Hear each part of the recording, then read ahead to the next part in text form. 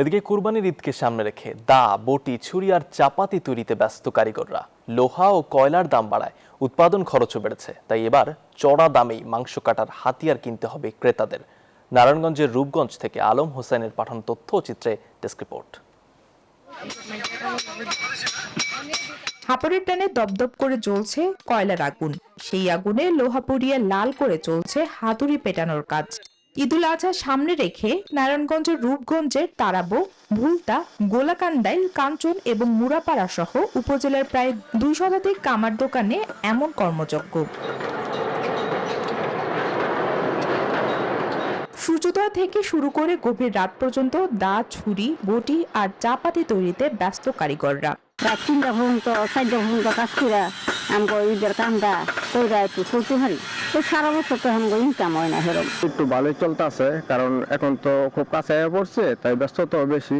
অনেকেই আবার পুরনো সরঞ্জামে শান দিয়ে আগে ভাগেই ছুটছেন এসব দোকানে। লোহা ও কয়লার দাম বেড়ে যাওয়ায় উৎপাদন খরচ বেড়েছে বহুগুণ।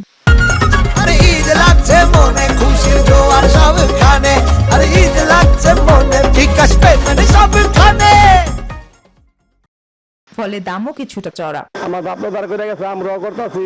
আমরা কিন্তু সরকার থেকে কোনো অনুদান পাই না। আমাকে যদি সরকার হেল্প করে বা সাহায্য করে, তাইলে আমরা মনে করেন আর উন্নত করতে পারতাম। ছোট রোজ আছে, অনেক কুরবানি মেয়েদের কাম করলে 1000 টাকা কামান যায়। কোরবানির মাংস কাটার এসব দেশীয় অস্ত্র যেন বেআইনি কাজে ব্যবহার না হয়, তার নজরদারি হচ্ছে বলে জানান এ কর্মকর্তা। যারা কিশোর রয়েছে, যাদের বয়স এখন 18 হয়নি, তারা যাতে অর্ডার দিলে কামারা যেন তাদের কাছে বিক্রি না করেন, সেই বিষয়ে আমরা তাদেরকে নির্দেশনা দিব। এবং এটা যদি কেউ নির্দেশ অমান্য করেন, আমাদের প্রচলিত যে আইন রয়েছে সেই আইন অনুযায়ী আমরা তাদেরকে ব্যবস্থা নিব।